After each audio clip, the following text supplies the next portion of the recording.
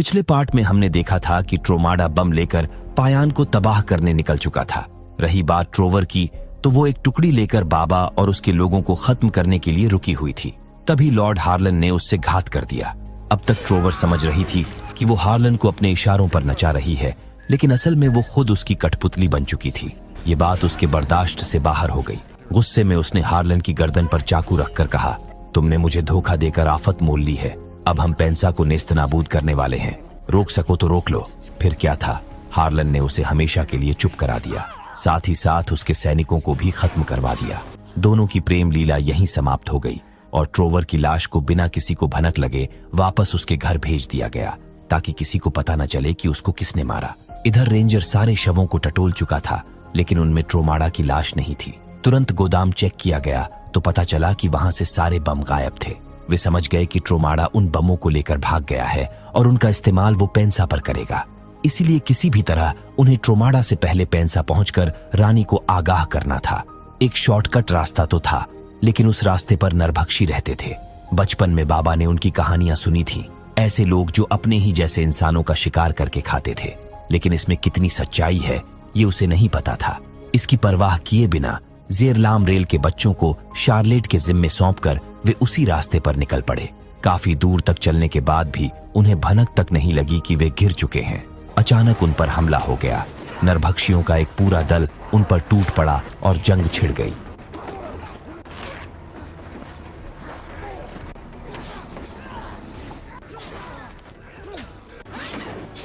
इन नरभक्षियों से पार पाना आसान नहीं था। चीते की तरह फुर्तीले और इंसानों का शिकार करना ही उनका पेशा था। लड़ते लड़ते लॉर्ड हार्लन उनके हत्थे चढ़ गया। वे उसके साथ साथ रेन को भी उठा ले गए। हनीवा ने उन्हें रेन को लेकर भागते हुए देख लिया और उनका पीछा किया। जो भी उसके सामने आया वो उसके तीर धनुष का शिकार हुआ। किसी तरह उसने रेन को छुड़ा लिया, लेकिन खुद फंस गई।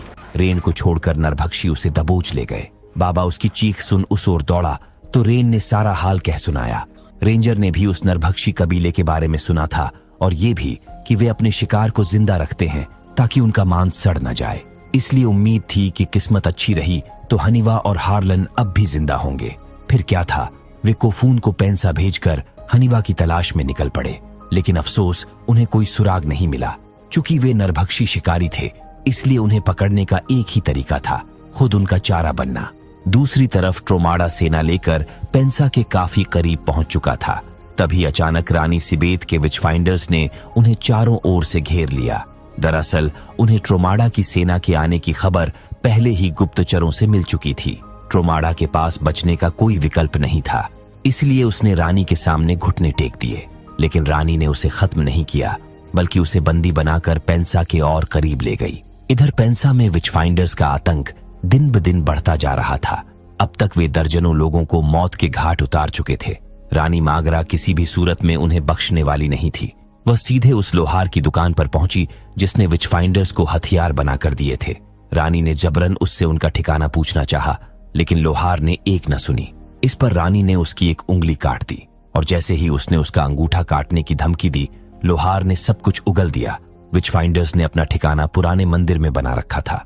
जानकारी मिल जाने के बाद लोहार को छोड़ दिया गया, लेकिन लोहार ने मागरा और उसके बच्चों को विचेस और नाजायज बोलकर गलती कर दी। गुस्से से भरी मागरा ने उसका पूरा हाथ कटवा दिया। वहां से वे सीधे मंदिर पहुंचे, लेकिन विच फाइंडर्स को पकड़ने के मकसद से नहीं, बल्कि उन्हें खत्म करने के लिए। देखते ही देखते हालात जंग जैसे बन गए।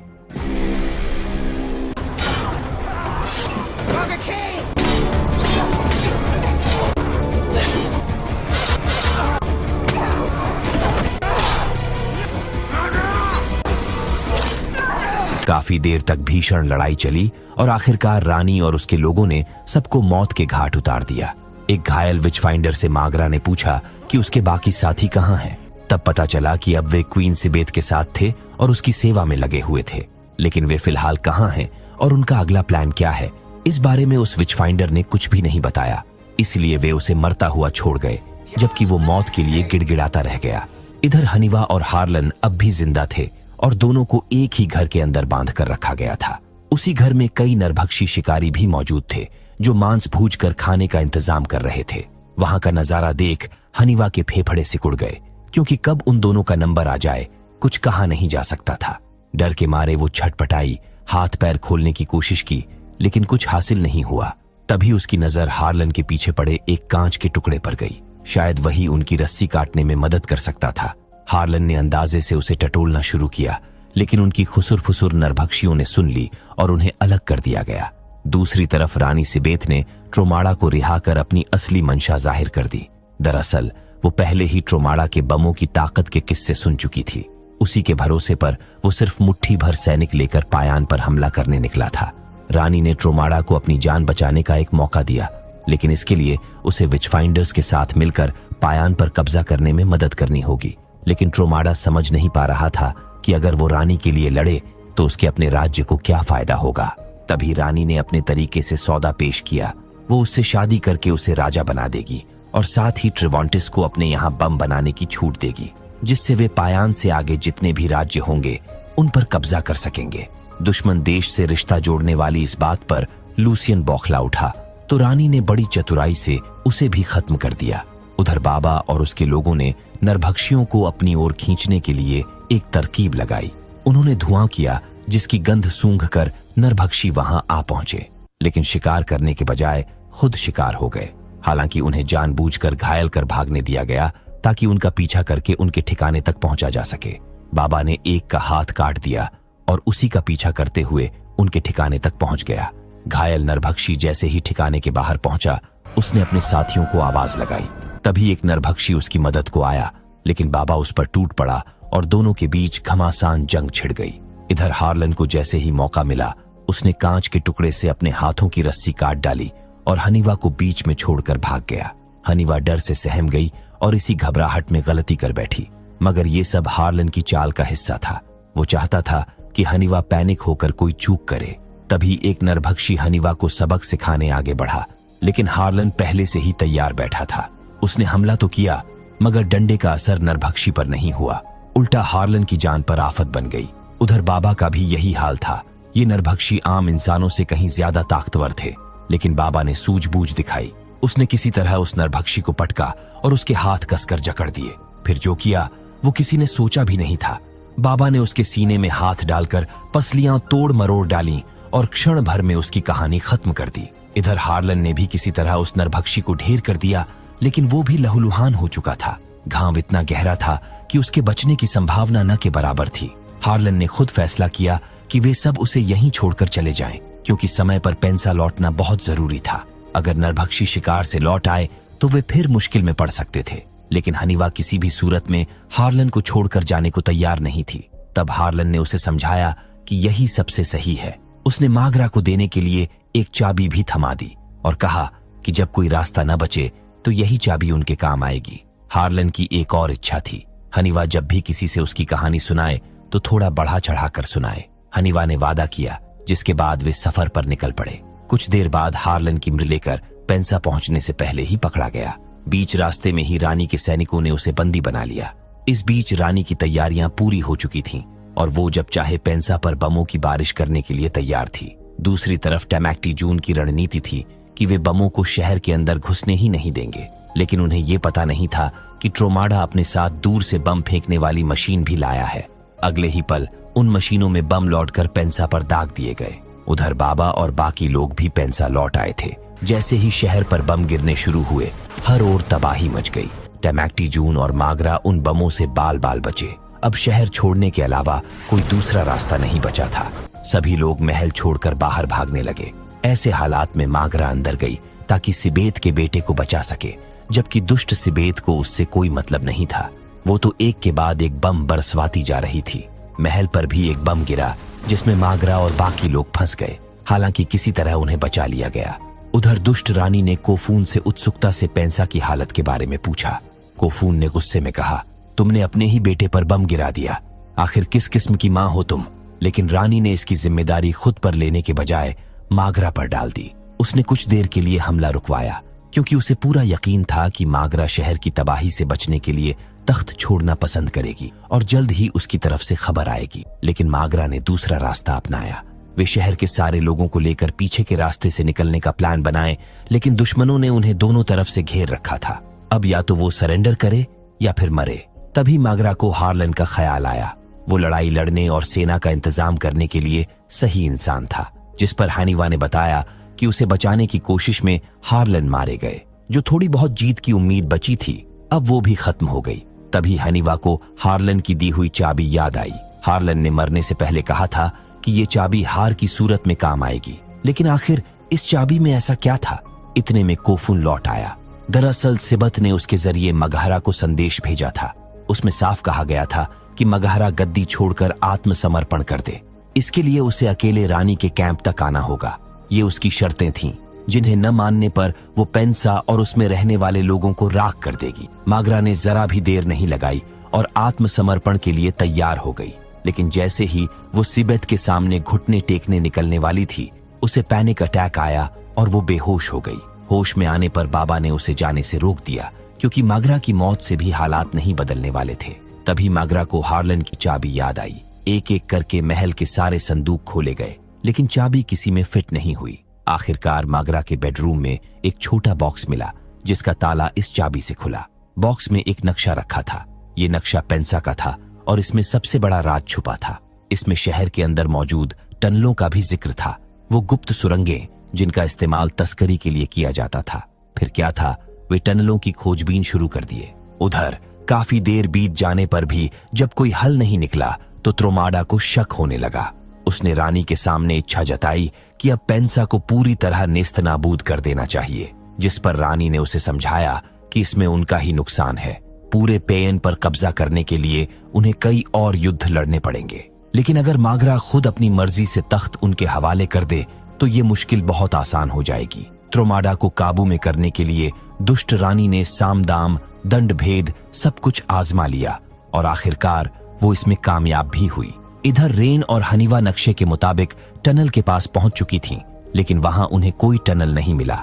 उन्हें लगा कि शायद ये नक्शा ही गलत है। तभी हनीवा ने एक घर का दरवाजा खोला तो अंदर उन्हें टनल का रास्ता मिल गया। वहां सचमुच टनल मौजूद था। अगर वे फौरन एल्टूना के लिए निकले तो वहां पहुंचकर सिबेत के खिलाफ बड़ी सेना खड़ी कर सकते थे। उनके बमों पर कब्जा करना ही आखिरी रास्ता बचा था। फिर क्या था, जितनी जल्दी हो सकता था सिबेत की सेना को भनक लगे बिना वे टनल में दाखिल हो गए। कुछ दूर जाने के बाद पता चला कि बाबा उनके साथ नहीं था। साथ चलते चलते वो कब गायब हो गया, किसी को कुछ पता ही नहीं चला। मागरा समझ गई कि वो सिबेत को मारने चला गया, लेकिन एक अकेला पूरी आर्मी के सामने क्या कर लेगा। वे घबरा गईं कि बाबा मारा जाएगा। जाते जाते उसने साफ कह दिया था कि उसके कंधों पर अपने पिता और भाई की मौत का बोझ है। वो इस बात को लेकर तिल तिल कर मर रहा था और रेंजर की जिंदगी भी उसकी वजह से ही खराब हुई। अब वो इस बोझ को ढो ढो कर थक चुका था। मागरा पूरा मामला समझ गई, लेकिन वे वापस लौटने का जोखिम नहीं ले सकती थी। इधर बाबा ने अपने डॉग से आखिरी अलविदा लिया और अकेले ही निकल पड़ा, लेकिन दरवाजे पर ही उसकी मुलाकात रेंजर से हो गई। एक को रानी को मारना था और दूसरे को त्रोमाडा को। फिर क्या था, दोनों चुपके से उनके शिविर में घुस गए और पहरेदारों को मारना शुरू कर दिया। इस बीच जब काफी देर तक मागरा की तरफ से कोई खबर नहीं आई तो रानी ने दोबारा हमले का आदेश दे दिया। लगातार बम बरसाए जाने लगे। टनल पर भी कई बम गिरे, जिससे रास्ता टूट गया और आगे बढ़ने का रास्ता बंद हो गया। अब न तो वे आगे जा सकते थे और न ही टनल में रुक सकते थे। कुल मिलाकर मागरा के पास सिर्फ एक ही रास्ता बचा था, सरेंडर करना। इधर त्रोमाडा को घुसपैठियों की भनक लग चुकी थी। अगले ही पल पूरे कैंप में ये खबर फैल गई और सैनिक उनकी तलाश में निकल पड़े। जल्द ही उनका पता चल गया, लेकिन दोनों को काबू करना आसान नहीं था। उधर रानी मागरा सरेंडर करने के लिए सिबेत के कैंप के करीब पहुंच चुकी थी, जैसा कि उसे कहा गया था। उसके आने की खबर मिलते ही सिबेत ने हमला रुकवा दिया और तुरंत उससे मिलने पहुंची। वो बेहद खुश थी कि मागरा ने आखिरकार उसका नियंत्रण स्वीकार कर लिया। ये पहली बार नहीं था जब मागरा ने उससे तख्त छीनने की कोशिश की थी। मागरा ने अपनी असली मंशा जाहिर कर दी। उसे तख्त कभी चाहिए ही नहीं था। वो तो बस चाहती थी कि सिबेत मासूमों की जान लेना बंद कर दे, लेकिन इसमें वो नाकाम रही। सिबेत ने गुस्से में कहा, यह सच नहीं है, सारी गलती तुम्हारी है। तुम हमेशा उसे ही हासिल करना चाहती थी जो मेरा था। जब तुम्हें तख्त नहीं मिला तो तुमने मेरे प्यार जेरलामारेल को मुझसे छीन लिया। इसलिए ये सती सावित्री का ढोंग मेरे सामने मत करो। उसने आरोप लगाया कि अगर मागरा जेरलामारेल को लेकर न भागती तो आज ये सब कभी न होता। जेरलामारेल को ढूंढने के चक्कर में ही काउंसिल उसके खिलाफ हुई और फिर उसने गुस्से में कैंजुआ का शहर तबाह कर दिया। अब वही गलती मागरा ने दोबारा की, उसे तख्त से हटाने की, और इसकी सजा आज पेंसा भुगत रहा है। आखिरकार मागरा ने अपनी गलतियों के लिए माफी मांगी और बचपन की वो पल याद दिलाई जब माँ के गुजर जाने के बाद सिबेत ने ही उसे पाला था। उसकी उम्मीद थी कि सिबेत चाहे कितनी भी नफरत करे लेकिन उसे जान से कभी नहीं मारेगी। सच भी यही था। सिबेत भावनाओं में बह गई। उसी पल मागरा ने मौका पाकर उसे खत्म कर दिया। उसे कंट्रोल करने का और कोई रास्ता नहीं था, इसीलिए न चाहते हुए भी मागरा को यह कदम उठाना पड़ा। इसके बाद तो मागरा पर जैसे जुनून सवार हो गया।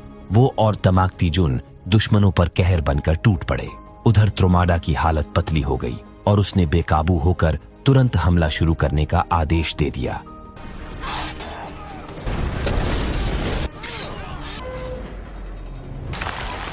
बाबा को रोकने के लिए 50 सैनिक उसके और बमों के बीच दीवार बनकर खड़े थे, लेकिन चाहे उनकी संख्या कितनी भी हो, बाबा का लक्ष्य सिर्फ एक था, किसी भी तरह उन बमों को तबाह करना।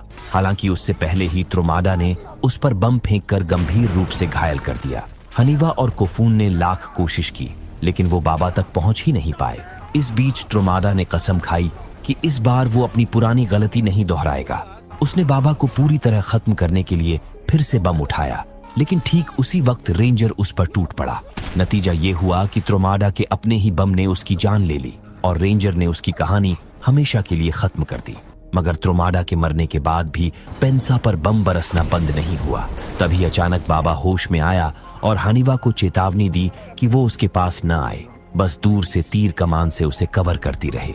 हनीवा ने वैसा ही किया। फिर बाबा ने दुश्मनों को काटना शुरू किया तो भाई साहब बवाल मचा दिया। जो भी उसके सामने आया मारा गया। हनीवा दूर से लगातार उसे कवर देती रही। लड़ते लड़ते आखिरकार बाबा बमों के भंडार तक पहुंच गया।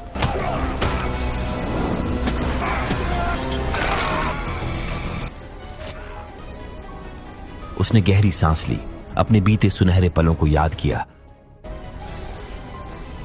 और फिर भारी हथौड़े से बमों के जखीरे पर वार कर दिया। एक ही पल में पूरा जखीरा ध्वस्त हो गया। जीत तो मिल गई, लेकिन इसकी कीमत बहुत भारी थी। पेंसा को दोबारा संभलने में महीनों लग गए। कुछ समय बाद हनीवा और रेन की शादी हो गई। रही बात नावरो की, तो उसने खुद को बचाने के लिए सारा इल्जाम त्रोमाडा पर डाल दिया और अपनी कुर्सी सुरक्षित कर ली थी।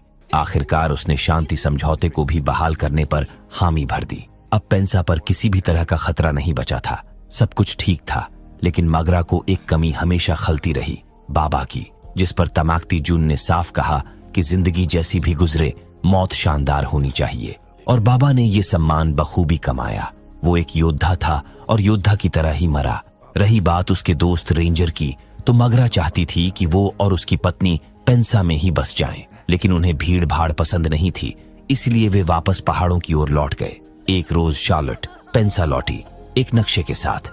ये नक्शा जर्लामारल की सबसे बड़ी बेटी शेवा ने भेजा था।